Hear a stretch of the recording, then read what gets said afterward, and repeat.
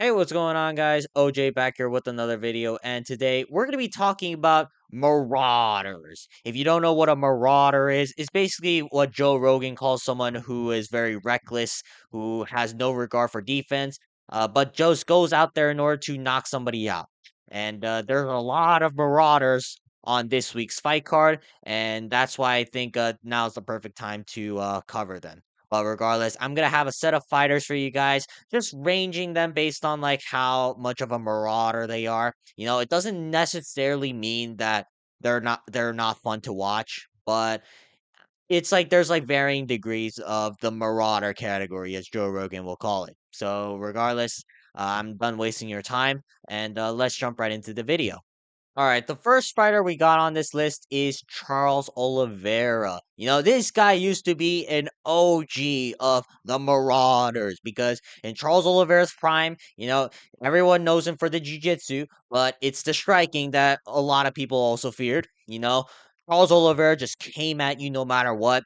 To a fault where like he got dropped a bunch of times, but you've never seen Charles Oliveira get knocked out throughout his 11 or 12 fight win streak. And Charles Oliveira since has much improved his skills. I don't know if he's necessarily gonna bring out his marauding style this weekend against Ilya Taporia. I hope he does because I think that's the best chance Charles Oliveira has. But I think Charles Oliveira, anyone who remembers Oliveira in his prime back in 2021, 2022, know that Charles Oliveira is an OG Marauder. Now up next we got Alexander Pantoja. A lot of people would put him in the Marauder category, but the difference I feel is that Pantoja has a lot of tricks in his bag. Like he does leave his chin out in the open a lot, and he does like to get scrappy at times, but he's not afraid to just take you down and just control you on top. And he's also not afraid to just stand a kick range at times. I think Pantoja has a lot of skills, like, he does get clipped a lot, and he does prefer to just charge in and, like, swing big meaty hooks, but against, like, certain level of opponents, like, he is able to play, like, a tactical game and just implement his, grappling or, like, range kicks at times. So I think Pantoja, although a lot of people see him as a marauder, I think he's a little bit too skilled necessarily to call him a marauder. Now up next we got Ilya Taporia, and I think Ilya Taporia is very dangerous, but he's also way too skilled to be called a marauder. Like his defense, especially in the boxing, is on point, and Ilya Taporia's combinations are so crisp. I think Ilya Taporia, he catches a lot of guys with perfect shots that he sets up. So to call Ilya Taporia like a marauder where he's just like swinging big meaty hooks hoping for a knockout, I think that's a little bit silly. I think Ilya Taporia is very skilled, and I think that Ilya Taporia, he is able to set up his shots incredibly well, and that puts him well different from every one of these guys. It doesn't necessarily mean that he's less fun to watch, but I just think that Taporia is just too skilled to be considered a marauder in this situation. Now up next we got Peyton Talbot. Now Peyton Talbot can be fun to watch, but he's not exactly like incredibly dangerous. He's not going out there swinging big meaty hooks trying to knock you out like 24/7. Like he's just going to pick his shots at range. Like he can knock you out. He does hit hard, but it's not his first instinct to try to just push up against you and pressure you. Peyton Talbot loves to pick his shots. He's very calm in the cage. He's very low output at times, but he's very fun to watch. He can be dangerous if you give him someone who can't really like grapple as offensively as well as like a Ronnie Barcelos. But if he's going against a striker, unless they're like really exceptionally good, I can see Peyton Talbot just being able to pick his shots and just putting on a fun fight. Now, up next, we got Jack Hermanson. This guy's also fighting at the International Fight Week card. Jack Hermanson, listen, like he's not boring to watch, but you're never gonna get Jack Hermanson to just swing in the pocket. You're never gonna see Jack Hermanson really move forward unless his opponent's like drastically hurt. And hell, you might not even see his opponent drastically hurt because you're not getting anything more out of Jack Hermanson than a jab, half kick, and an occasional double leg. Like Jack Hermanson, he does very well with the basics, but you're not really gonna get anything out of him in terms of finishing potential or anything like aggression out of Jack Hermanson. You got to be able to get into Jack Hermanson's face, and you got to be able to put him out. Jack Hermanson, otherwise, it's just gonna pick you apart. And he's done this against everybody because he's 6'4" at middleweight, and he's very long legs, very long arms. I think Jack Hermanson, not to say that he's boring, but I'm not exactly coming out here and saying that he's an exciting marauder of sorts. All right, now up next we got Gregory Rodriguez, Mr. Obama over here. Now, you would think someone who's called Mr. Obama here in the UFC it would be kind of like a sophisticated fighter, but no. Gregory Rodriguez loves to scrap. And not saying that Gregory Rodriguez is dumb. I think Gregory Rodriguez is incredibly talented, but he just loves to scrap. He loves to find his overhand right, and to a fault, he might rely on that, but it's not like that's all he does. Like he does have an extensive ground game, especially if he's the one getting taken down. But Gregory Rodriguez just loves to swing the meaty hooks, and Gregory Rodriguez is always looking for a first round knockout. I think Gregory Rodriguez, like, yeah, he does have some well rounded skills, but at the same time, it's rare that he uses them. Like, not to say that he never does, it's just that he always prefers to set up his overhand right. And if you can't find it over the course of 3 rounds, he might struggle a little bit to put you away, and he might struggle throughout the fight. Like we've seen that in his fight with Jared Cannonier earlier this year. But, regardless, I think Gregory Rodriguez, he's gonna be fun to watch, and I can't wait to see him fight this weekend. Now up next, we're gonna go with Dricus Du Plessis. Again, another fighter that a lot of people might consider a marauder of sorts, but I think Dricus Du Plessis has way too many tools in his tool bag to consider him a marauder. You know, it's not like DDP is just spamming one move at a time. Like, yeah, it's goofy as hell watching him throw the iCarly punches with his eyes closed, but it's not like that's all he does. Like, he can just shoot for a takedown and he'll somehow get it via falling anvil or some shit, and he can like set up high kicks very well. I think DDP, he's a very smart fighter. He does look goofy when he fights, but again, he does a lot of things well to a point where like I can't exactly call him a marauder. He does just like to do this a lot, like where he's just running in with his eyes closed throwing punches. But I guess it works at middleweight because middleweights hit very hard, and if you get clipped one time by DDP, you can get knocked out. But again, to call DDP Marauder, I think this a little bit of a stretch because again, he has a lot more tools than a lot of the Marauders up here, like Gregory Rodriguez. Now, up next, we're going to be talking about JDM, another dangerous but skilled fighter. Like, JDM's boxing combinations are so beautiful to watch, and he can fight both forward and backwards. Like, this guy can do it all in terms of the striking. And in terms of the grappling, he's very flow state like. It's like the Craig Jones work where he's just like working up against the fence. Jack Della Maddalena is very good at that. And occasionally he can latch up a submission out of nowhere. I think JDM, again, there's way too many tool bags in his tool to consider him a marauder of sorts. Not to say that he's boring though, because he's so fun to watch. One of my favorite fighters on the roster right now. But JDM, I think again, he's also very defensively sound, which is a step up compared to everyone above him right now. So I'm gonna say that JDM, he's very dangerous, very skilled. I wish he fights soon, and he's one of my favorites on the roster right now. Now up next, we're gonna go with Brandon Royval. You know, this guy, he can be fun, he can be dangerous, but you're not gonna watch Brandon Royval and go, "Oh, he's gonna like swing meaty hooks in the pocket," or it's like, "Oh, he's gonna throw an overhand into a double overhand." I think he can be fun depending on the situations, but preferably he does like to stick his jab at range and just point fight, if you will. I think Brandon Royval, he's very good at what he does, and I don't think he's really gonna need to change that unless he's going up against another scrappy fighter. Like Brandon Royval, he can just out volume you, and it's not really like him putting that much mustard into his shots. He's just going out there to make sure that you can't throw anything back. And in certain situations, that can be fun, but I'm not gonna say that it's like a marauding type of sorts. And oftentimes, His fights go to decisions because he's not really looking to knock people out. So I think Brandon Royval can be fun, but at the same time, I wouldn't call him a marauder of sorts.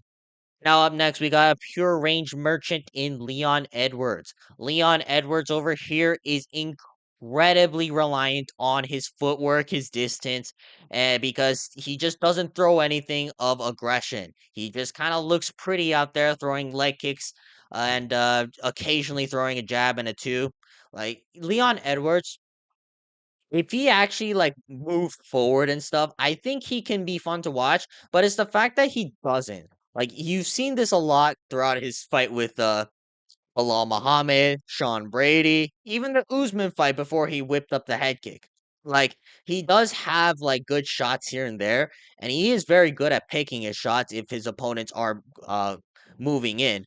But he has no aggression in his heart whatsoever. It's not like he's going out there and trying to knock you out. He's just relying on a mistake you make in order to find his shots. And oftentimes that leaves him to throw like 20 strikes in like 3 rounds. So I'm gonna say that Leon Edwards, he's very reliant on spacing and just being a range merchant in general. And I don't think Leon Edwards is the ideal definition of a marauder, according to Joe Rogan.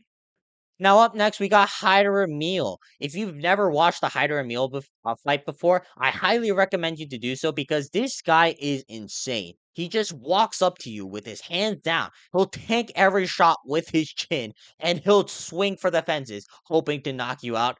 Like I love Hyder Emil. I hope he wins this weekend because I think he's a lot more fun of a fighter.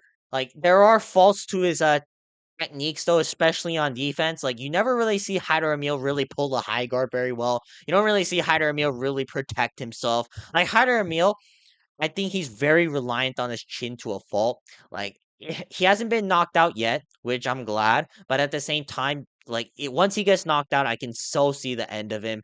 I hope not. I hope Jose Delgado doesn't do that, and I hope Hyder Emil wins. But Hyder Emil, again, very fun to watch. But no defense and no sort of head movement, no sort of footwork outside of just plodding forward and trying to swing for the fences. And that's the ideal marauder, according to Joe Rogan over here. All right, now up next we got Mike Tyback Orobai.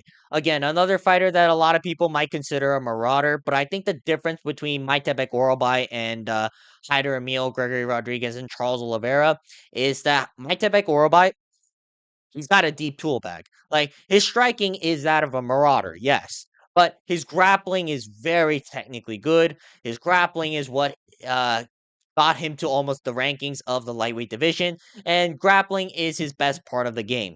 I think Maite Orobai, yeah, if he's just primarily sticking to the feet, then yes, he's very reckless, he's very aggressive, he's a marauder, if you will. But I think the difference is that like Maite Orobai's grappling overall is a lot more well versed. Like, yes, Charles Oliveira has a very good grappling game, but it's more towards the jujitsu, and so is Gregory Rodriguez. Meanwhile, Maite Orobai, he can wrestle, he can do judo, he can do jujitsu, very well versed in the grappling. So I think Maite Orobai, he's a he's a marauder on the feet, but I think he has too many skills to be considered a marauder of sorts. Now up next, we got someone who's dangerous and skilled in Joshua Van. Like people might think that Joshua Van is just a aggressive meaty hook guy because he's like 5'4" in the flyweight division. But Joshua Van, the thing that is able to set him apart from everyone else is his timing. Like you don't really see Joshua Van just outspeed someone just because he's smaller. You don't really see Joshua Van just like throw in the pocket like aggressive shots, hoping to knock someone out. Like a lot of Joshua Van's shots are very well timed and very well calculated. I think Joshua Van, he's very skilled and he doesn't have to rely on like just pure aggression just because he's shorter. That's what I really like about Joshua Van because he fights well at his range despite being at a disadvantage almost every single fight. So I think Joshua Van, he's very skilled, he's very technical, and I think he's well established himself apart from like any other marauder on this list. Now up next, we got Edmund Shabazian. He fought a couple of weeks back at UFC Atlanta. Like, he can be fun to watch. He's very good at picking his shots, and he has a lot more aggression than these guys over here, but he has relatively low output. Occasionally, he can find a knockout shot, but he's very reliant on just out kickboxing you in a clean kickboxing match. I think Edmund Shabazian, it's not like he's going out there trying to piece you up on the feet, like going like 1, 2, 3, 4, 5, 6, or like throwing like multiple piece combinations. Edmund Shabazian, he's very like 1, 2 leg kick, like that type of fighter where he's just throwing just enough in order to win the rounds, but not really enough to win the fight. So I think Edmund Shabazian, yes, he can be fun to watch. Yes, he can find the perfect picture knockout, but it's kind of rare. But so most of the time, a lot of his fights do go to decisions where he's just outpointing someone at range.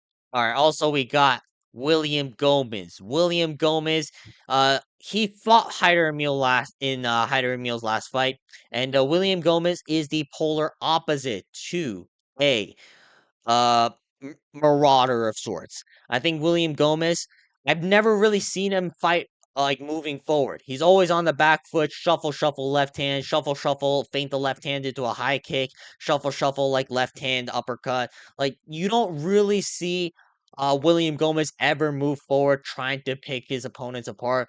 And that's why I consider him a range merchant because he's reliant on the fact that he can just teep you at range. He can just use his lateral footwork in order to evade shots. He's not really the one pressing the action like ever. So I'm gonna say that William Gomez, like he can be fun to watch. Like it's not like he's bad or anything. It's just that like I'm not expecting much out of William Gomez. Like, he's just gonna come out here and do the same things over and over again, which is just back up to the fence and just pick his shots at range. I don't really see William Gomez as a marauder of sorts, but it's not to say that he's like incredibly boring to watch. All right, now up next we got Andreas Gustafsson. He fought on UFC 316, and this was incredibly shocking to me because Andreas Gustafsson, the way he fights is insane. Like this guy, he fights like Marab, but he'll like beat the crap out of you while like outpacing you throughout 3 rounds. I think Andreas Gustafsson is incredibly fun to watch. Like give him like the matchups where like he's not gonna get knocked out in the first round, and he's just gonna ragdoll somebody. And you almost feel bad for the person because although Gustafsson, it's not like he's like putting people away that easily, but at the same time, Gustafsson, like you feel like that fight should have been stopped like 10 minutes ago before Gustafsson's in the third round, just like taking control of Chaos Williams back and just ragdolling him throughout the entire round. So I think Andreas Gustafsson, incredible marauder. He's also like to a fault reliant on his chin because it's not like he's out here like pulling the high guard or like using elusive head movement in order to evade shots. Like I've seen Gustafsson just like aggression max in order to get people on the back foot. And but against someone who's like more calm and timid, I think he can like be able to implement his game plan. But I think once he gets to a higher level where people can actually pick their shots while under pressure, it's gonna look a little bit different. But either way, Andres Gustafsson, if you haven't watched his fights, I highly recommend you to do so because he's incredibly fun to watch. Now up next we got Joaquin Buckley. Now Joaquin Buckley, I think he's a little bit too diverse for me to consider a marauder. Like yes, he has the typical Mike Tyson style where he's just bobbing and weaving, and just ripping hooks to the body. But Joaquin Buckley, it's not like he's reliant on his boxing only. Like, yes, that is his main weapon, but at the same time, he can take you down. He can wrestle, even though he didn't look that good against Kamaru Usman. He can throw kicks very well. Like he's very good at picking shots depending on the matchups. I know he fought very poorly against Kamaru Usman, but in like Kamaru Usman, I guess he looked a lot better than a lot of people give him credit for. So I'm gonna say that Joaquin Buckley, he's still very dangerous. He's still reckless. He's very skilled though, and I think now he might divert away from that skill because I think now he's gonna focus more on his wrestling and just picking his shots a lot better. But overall, Joaquin Buckley, very reckless, but at the same time, incredibly skilled. Now, up next, we got Max Holloway. Now, similar to Joshua Van, this guy's timing is incredible. And the thing that separates him from all the Marauders and Reckless guys over here is that Max Holloway can fight moving forwards and backwards. I think Max Holloway, if you give him like the pace to dictate, he will run with it regardless of how you're going about it. He can just pick you apart with his kicks at range, and he can just go in the pocket and like throw three-piece combinations. I think Max Holloway is very diverse, too diverse to a point where like he separates himself from everyone on this list. And that doesn't mean that he's not fun to watch though, because Max Holloway's combinations are always a treat to watch. And I think Max Holloway, again, very dangerous and incredibly skilled. He's just not like reliant on certain shots like Gregory Rodriguez, Jairo Emil, and Charles Oliveira at times. So I think Max Holloway, very dangerous and skilled. Now up next we got Jung Young Park. Now Jung Young Park can be fun to watch, and he can be dangerous because he's got a very good submission game and he's got nasty ground and pound. But when the fight's primarily standing on the feet, he can be reliant on his jab a lot. Like, I don't really see Jung Young Park really commit with the 1-2 or anything like damaging on the feet. Like the only time he commits to damaging shots is when he's successfully able to take his opponent down and just ragdoll them from there. I think Jung Young Park, again, if he can get the takedown, very fun to watch. But at the same time, it doesn't always happen. Like there are guys that can just out grapple Jung Young Park to where like Jung Young Park has to stay on feet and just pick his shots. And if you rely on Jung Young Park on the feet, there's not gonna be a knockout of sorts. Like, maybe there's, like, an occasional one, but not really. So I'm gonna say that Junghyun Park, again, can be fun and dangerous, but I at the same time, it's not like, it's like that every time. And now, last but not least, we got Modestus Bukauskas. Modestus Bukauskas, again, prime example of a range merchant. Modestus Bukauskas, very reliant on moving backward and just picking his shots and counters. Like, it's not like you're seeing Bukauskas really pick someone apart while moving forward. It's not like Bukauskas is the one really just landing hooks to the body or anything like damaging in the pocket. I think Bukowskis is incredibly reliant on his range. Doesn't mean that he's not good. It's just that if you can pressure him correctly and just like smother him up against the cage or like just throw an overhand into his chin, I think Bukowskis is very vulnerable to those situations. So Bukowskis very reliant on the fact that he's tall, he's rangy, and he can just out technique you with his kickboxing. But Bukowskis, outside of that though, like again, he's not boring to watch. It's just that he's reliant on a range to a fault where like I know that I'm just never gonna see anything like incredibly fun and aggressive out of Modestus Bukowskis. All right, that's gonna be for today's video.